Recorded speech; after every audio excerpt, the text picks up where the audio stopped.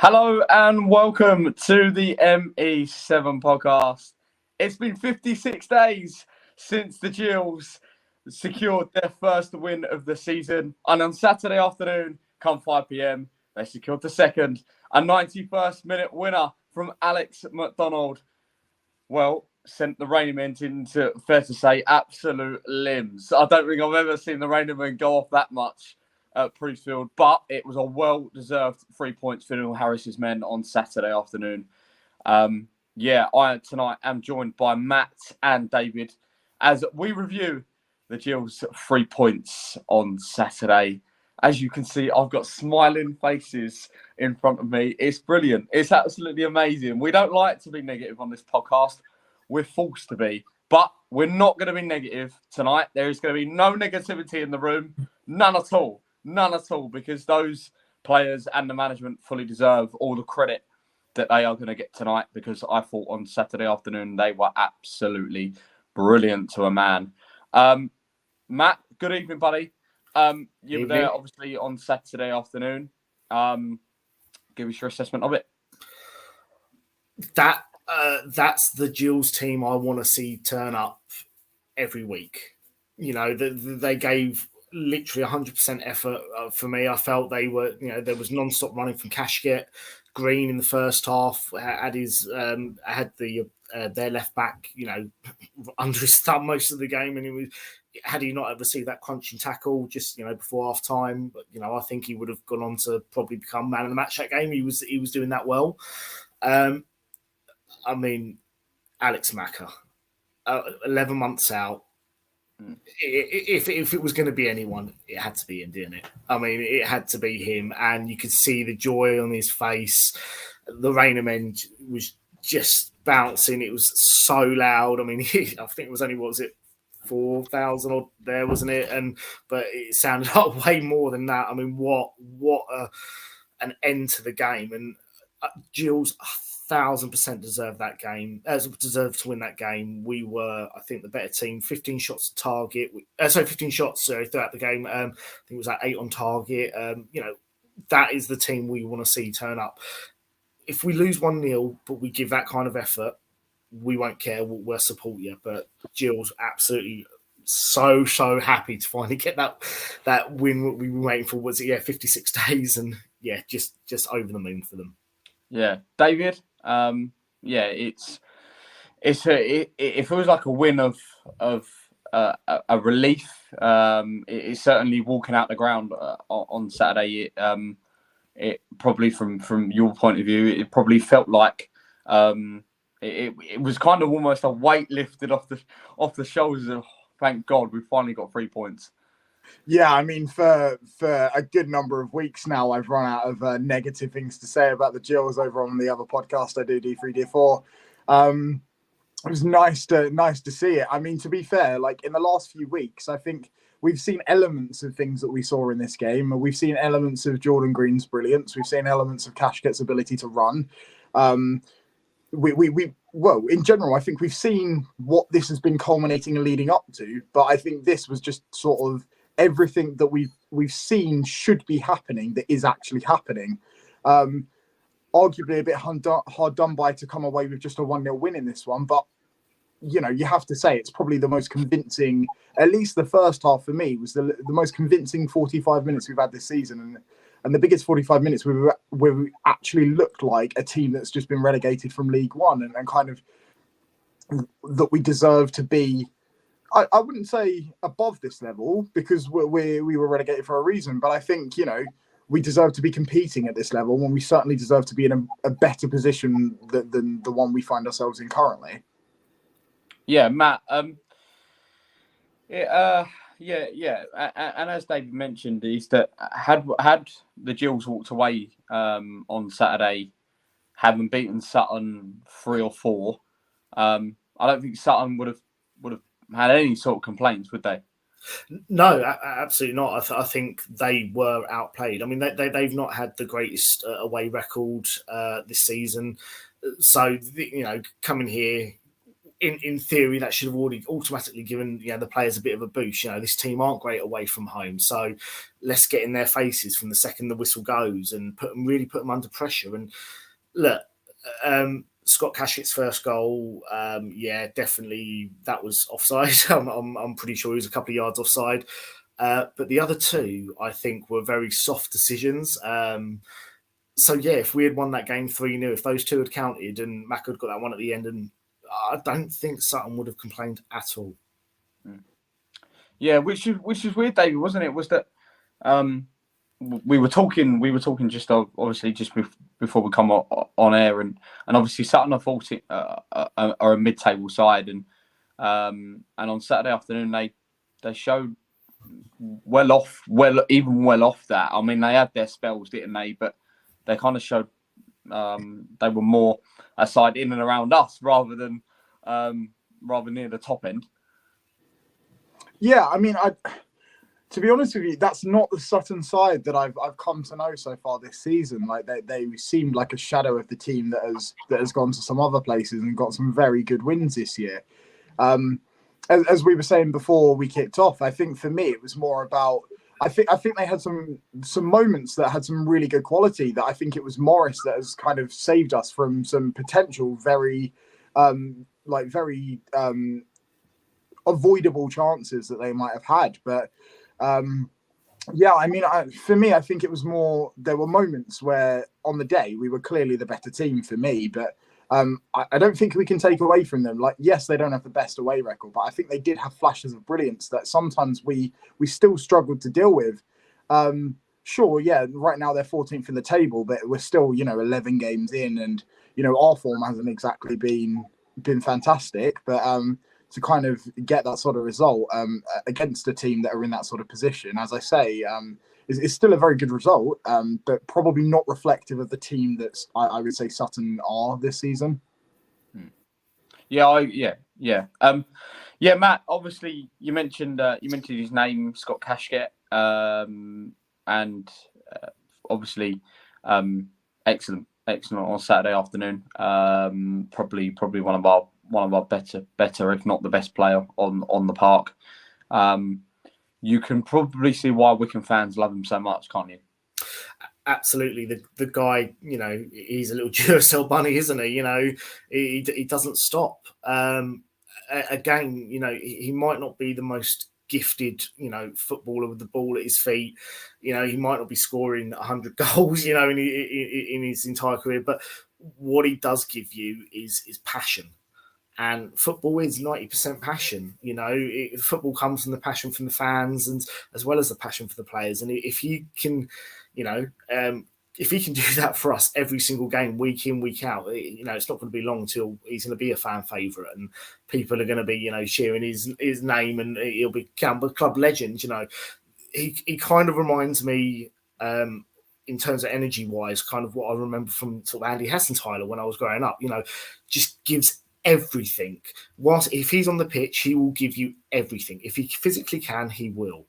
And I think he'll become sort of almost unplayable for some defenders because they won't know what to do against him down the line. I will say I think we changed attacking wise a lot when Walker came on for Manjon, and it's I think a good shout. I love how I feel about Mika. I love Mika Manjon. But maybe, let's give Cashgett and Walker a chance to shine up the top, because I think they could do something. I mean, they definitely did in the 10 minutes that Walker was on the pitch. So maybe that's something for Neil Harris to look at down the line. Yeah, David, I was reading on social media after the game on Saturday about the fans' thoughts about Mika Manjon getting cheered when he went off. Doesn't help, does it? No, and I mean, excuse me. To be honest with you, I'm never a fan of that sort of behaviour. Like I can understand from a certain perspective, but I don't think I'd ever find myself cheering a player on our team off. Sure, he hasn't had the best game, and he's not been on the best run of form. That's no secret, but.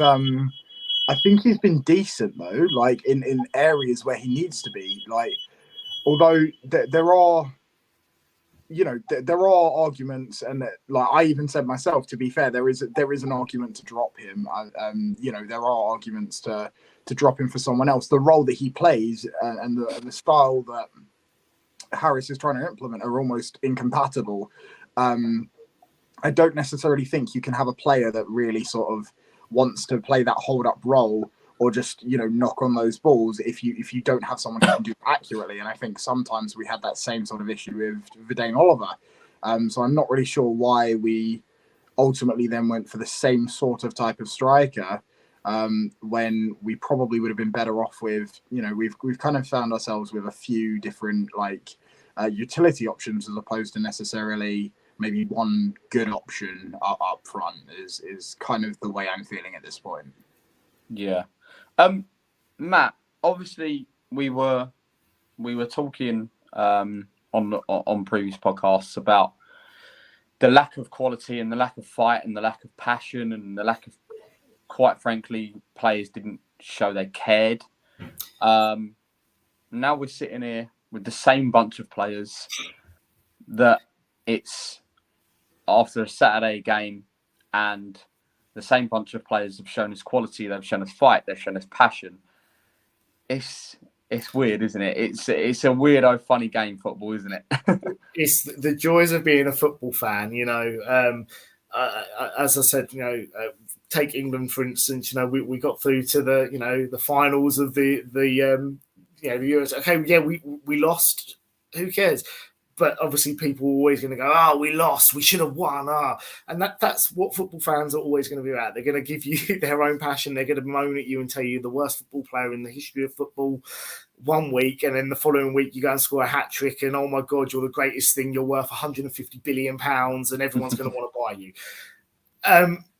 The good thing about football fans is everyone has their own opinion. And Mika, for me, I love the guy. I think he's a cracking player. I think, he's done a lot for us. I mean, you see what he did against, was it Sunderland before? Obviously, we went into the COVID season.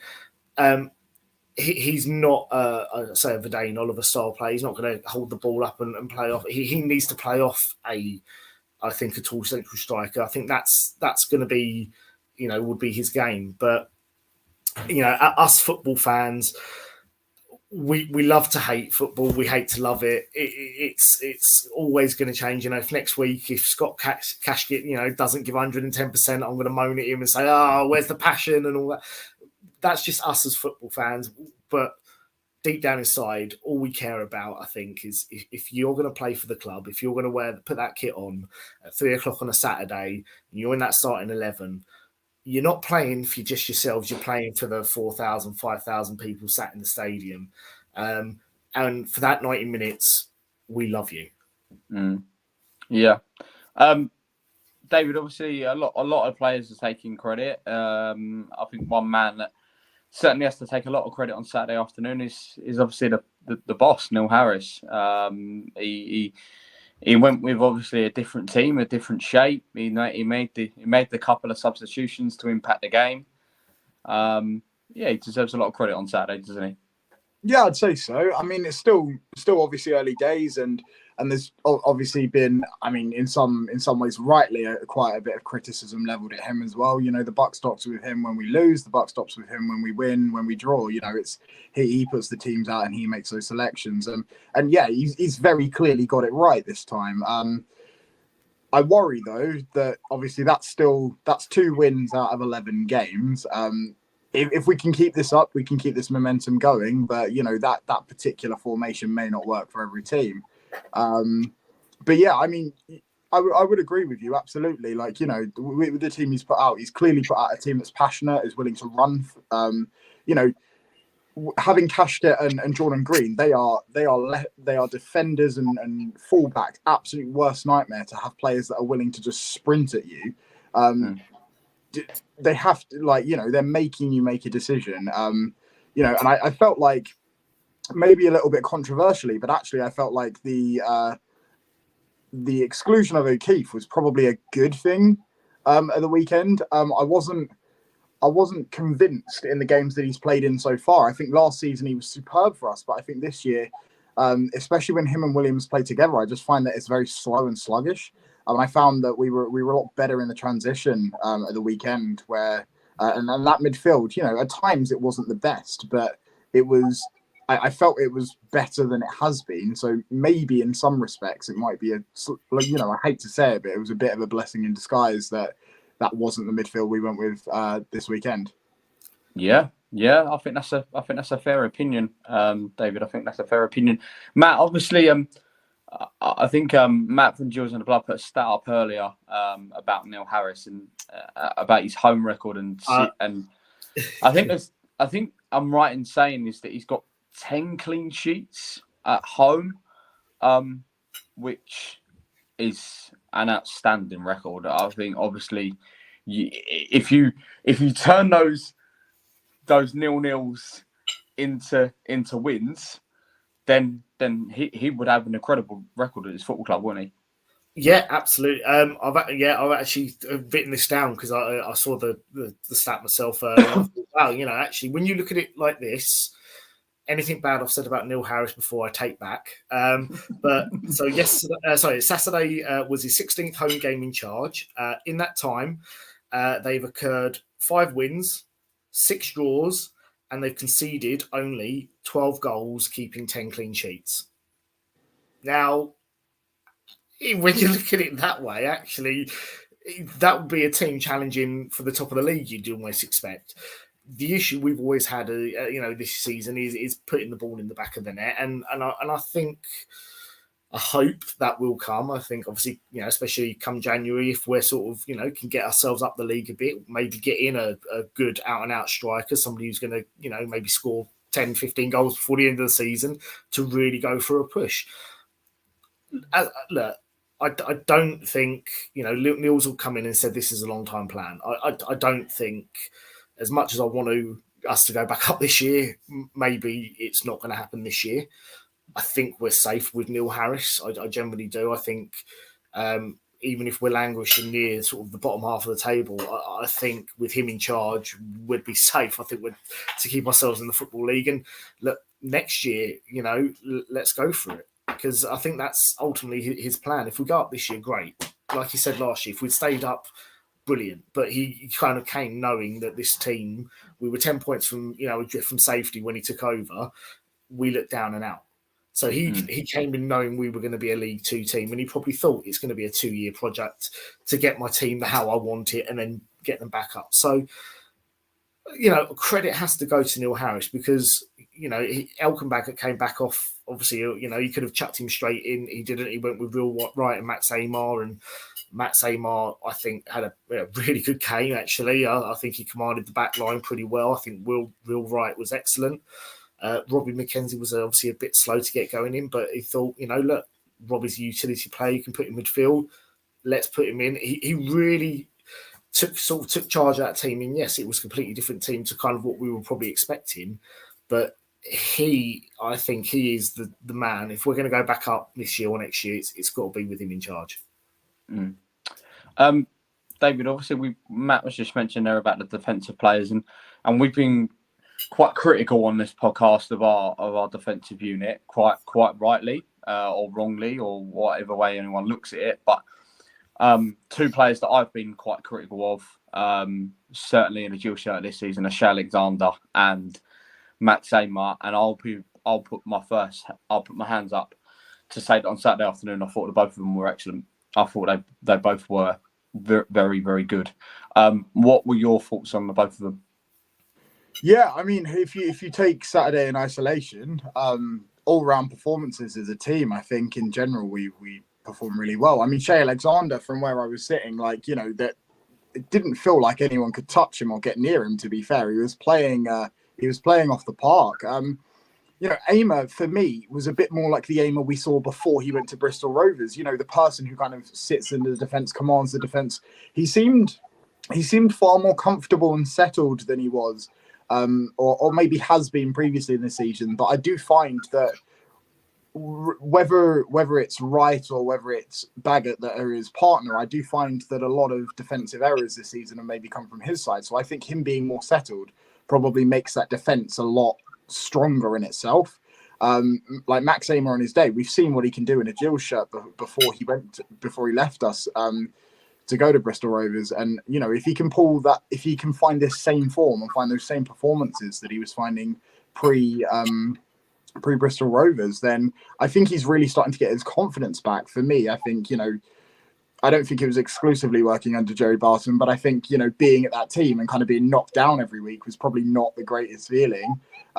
So I'd imagine he's probably starting to get that confidence, starting to get back into it. And if this is the Max Amer that we're going to see moving forward, then I fully welcome that.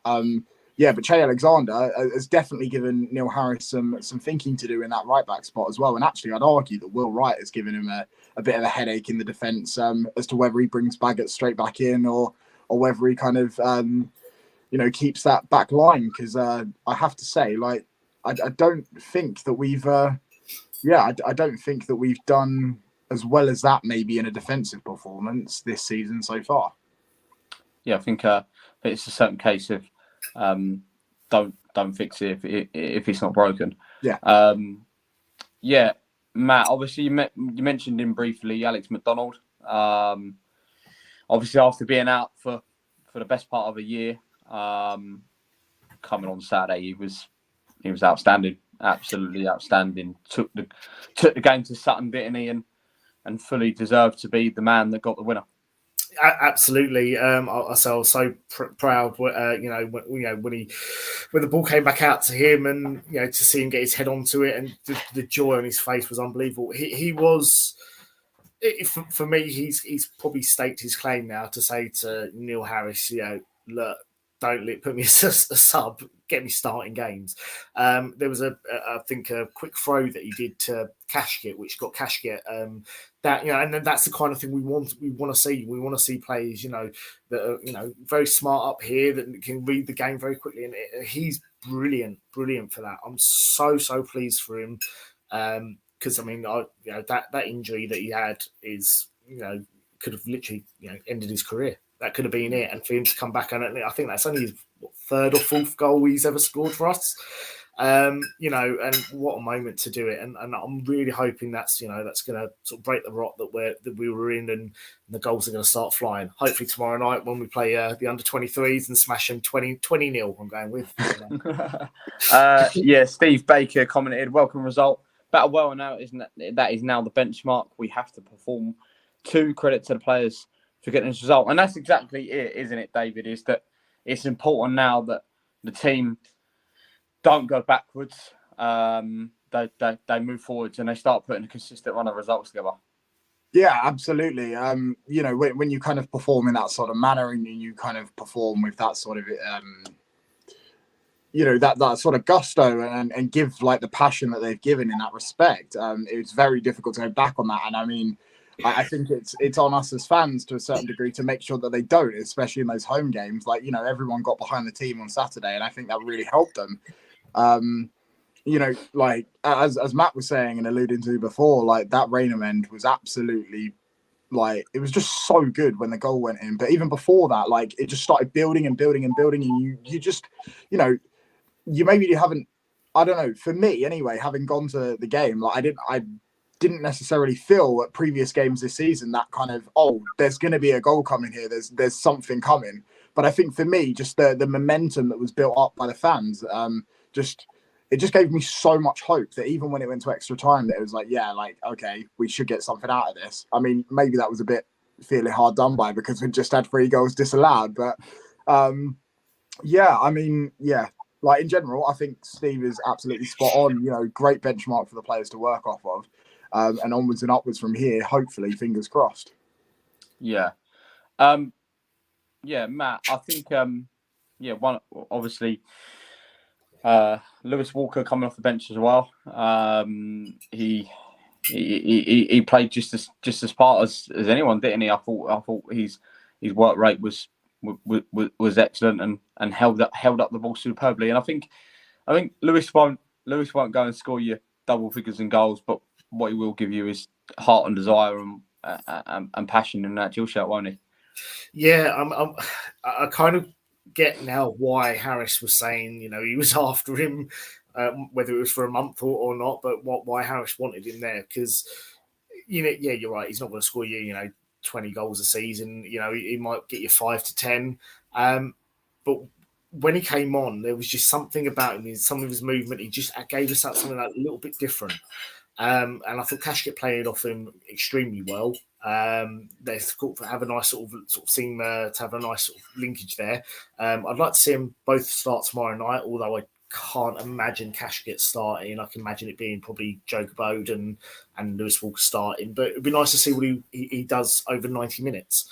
I saw him a couple of times pre-season, and yeah, I mean, I like the look of Walker, and I just think it'd be nice to give him a chance in the starting lineup, and let's see how it goes on from there.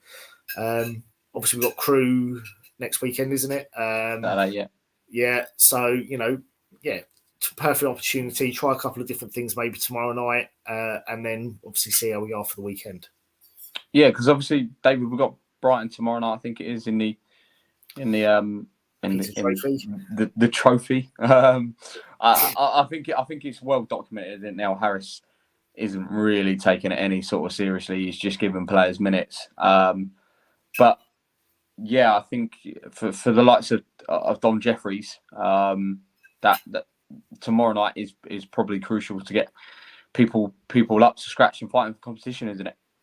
Yeah, and I mean, I think for anyone in the squad, this is sort of the moment to kind of stake your claim. If you get given a chance at any point, if you're in a Jill shirt, like, you should always be trying your best to stake your claim in that team.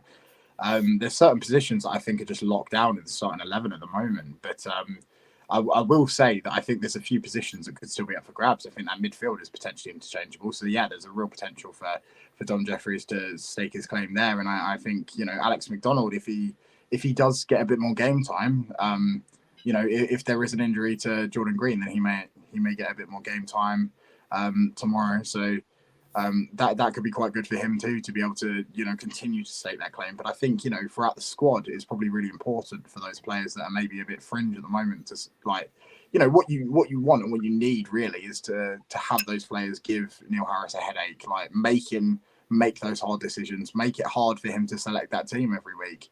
Like, if we put out a different team every week, I do not care, as long as we have a team that are going to go out there and they're going to put the passion, like, they're going to wear that shirt, they're going to pull the passion, they're going to give everything they've got and give 100% effort, because I think as Gills fans, that's sort of the DNA of our club. Like, we expect you to, we know historically we don't have the best footballers, but like, you're going to go out there and you're going to give passion and you're going to give effort, and that's the minimum we expect you to give. Yeah, completely agree. And I mean, it worked for Martin Allen winning the League 2 title when he changed the team every single week, didn't he? Greg Lewis has posed the question. Thought Aimer and Wright were both excellent on Saturday. Does Baggett now get back in now against Crew? Matt, you're a big Elkan Baggett fan. Does he get back in? Depending on what formation he plays. If he goes with the 3 at the back, yeah. If he goes with the back 4, though, I would keep it as it was. For me, and I would only probably change Mandron if I could have the same starting 11. That might be the only change I'd make, especially away from home. But yeah, I think it would be tough to break up Amar and Wright at the moment. They looked really solid together as a back 4. I even think Shea Alexander's given us a good headache for a chance to start as well. I did notice there was no David Tatonda, not even on the bench, was he? I don't think.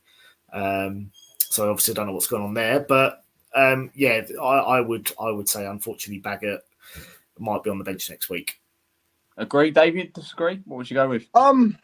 Yeah, I feel like I'd probably have to agree, to be fair. I think, but then again, I think it also depends on tomorrow night, because I feel like that might be the time to give Baggett a bit more game time. Now he's come back from internationals to bed him back into league play. That could be the time where he gets a bit more game time tomorrow. But I would say on current right now, yeah, I don't think, as we said before, I don't think, if it's not broke, don't fix it. Like that back line worked really well, and it clearly, we haven't mentioned him, but I think we have to give a shout out to Ryan Law as well, because he was phenomenal as well on that other flank.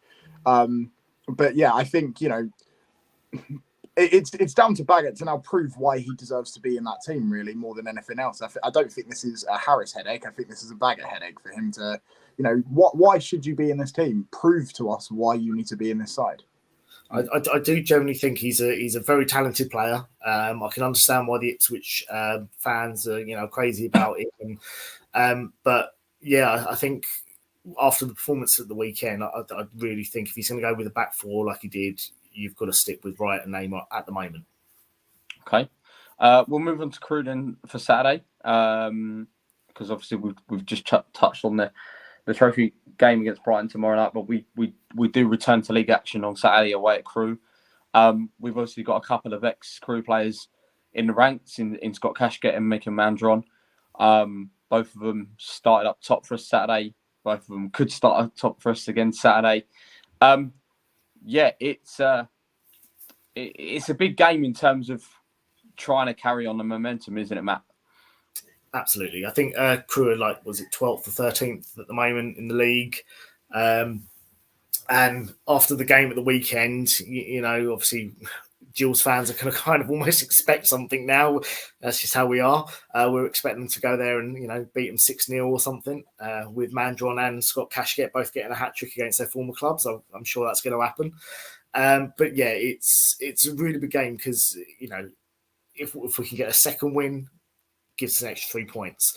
If we can go there and even if we can go there and get a 0-0 draw again, don't concede, but, still get something away from home. Brilliant. Because I think you'll find a lot of League 2 teams, apart from the teams obviously going to be challenged at the top, a lot of them are all going to be relying on their home form. And I think Neil Harris has got the home form under the bag. But I think when we go away, as long as we're solid at the back, we don't give away any, cheap penalties or don't get anyone sent off, I think we can really kick on from here, and I think we should be fine.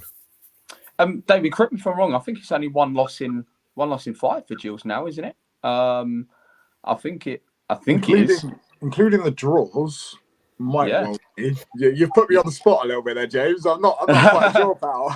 I know for a fact. Obviously, I think it's Swindon. Two losses in the last 6. So yeah, 3 draws, a win, and a loss in the last 5. I think it's been. Yeah, because obviously I don't know what was game before Swindon. Carlisle. Yeah, Carlisle. Yeah. Yeah. So it would be then Swindon, Grimsby, Hartlepool, and Sutton. So yeah, obviously including the Carlisle game, it's 1 loss in the last 5 for the Gills. Yeah, if you look at it like that, if you want to flip statistics positively, it's not that bad, is it? It's not, but that's, I suppose, again, that's taking the stats as an overall. When you look at each of those games in isolation, the only one we've probably performed to where we expect us to perform is probably the Sutton game. So, I think, yeah, I mean, we can't estimate a Crewe side that are nothing like the Crewe side that it was last year. That was an absolute shambles. Like, they've completely rebuilt since then, and they're kicking on and they're doing well. I think I would agree with Matt, though. I think, a 0-0 draw, like, as much as, people might not particularly find that the most interesting and sure, but an away result against a fellow relegated team who have probably rebuilt better than we have, arguably, would be a decent result in a team that you probably expect to be around those playoff places by the end of the year. Okay. Obviously, with Dom Jeffries on his way back, Elkin Baggett on his back from back from international duty, Alex McDonald staking a claim. Plenty of options for Neil Harris. I'm going to pose to both of you now. If you were Neil Harris on Saturday against Crewe, what would be your team? What would be your starting team? Matt, we'll start with you. Who would you go for? Look, I would go with the same starting 11, bar probably Mandron. But I mean, I'd really want to see what happens tomorrow night first. But just say all goes well tomorrow night, it would be the same starting 11, maybe with just Walker instead of Mandron, and maybe keep Mandron as a sort of ace in the hole to bring him on late on in the game. Okay, David, would you change anything? I'd probably make 2 changes. I probably would. I'd agree with Matt with the change that probably give Walker a run in for Mandron, see how that goes. But actually, I'd probably give Alex McDonald a little bit of time as well. Maybe start him, see how he goes in the first half, replace him for Jordan Green, and see how that can sort of work. We've got one side that might have a bit faster of a player, one side that might have a bit of a slower. Alex McDonald can provide those crosses in. And I think, we certainly seem to be able to, well, that sort of seems to be the way we're playing, a more attacking 4-4-2, if I remember rightly from last Saturday. They're probably the 2 changes I would make. I think Alex McDonald has probably staked his claim in that team, at least for a bit of a run for a start. And I think, maybe Jordan Green, it might even be forced because I think he may have picked up an injury from the weekend. But yeah, those would be the 2 changes for me. Lewis Walker in for Mandron, give him a chance, and Alex McDonald coming back into the side as a starter. Okay. Just to wrap it off, boys, predictions. What are you going for? Right. Be the first to crack. Okay, I'll do it. It's going to be either a Gills win 1-0, or it's going to be the boring 0-0 that I said earlier. But yeah, we'll either sneak it 1-0 or it'll be a 0-0. I mean, the optimist in me says 0-0. Build off it with a point at least away from home. The negative in me probably says that it's a home win for them, but I'm usually wrong when I make these predictions, so I'm going to hopefully continue that trend. Okay, we've got all bases covered up there, haven't we? Balls and wins, so we should be all right. Okay. That's the end of tonight's show. After 56 days, the Gills did secure their 2nd league win of the season. Can they secure their 3rd win in just 5 days' time? We'll have to wait and see, as the Gills do take on Crewe on Saturday in the league. If you're heading to, it is a Priestfield tomorrow night at Brighton. If you're heading to Priestfield tomorrow night, the Gills do take on Brighton in the trophy, whatever you want to call it. If you're bothered about it, Neil Harris kind of isn't. If you listen to his interview against Charlton, that might have been because we've just been beat. But yeah, the Gills do play Brighton tomorrow night in the Papa John's Trophy, and then obviously Crewe on Saturday afternoon. Yes, you have just been listening to the last 38 minutes of an ME7 podcast that is positive. You can watch it back and be happy. Thank you all for watching. Please keep liking, subscribing, and retweeting us. And as always, out the Gills. Good night.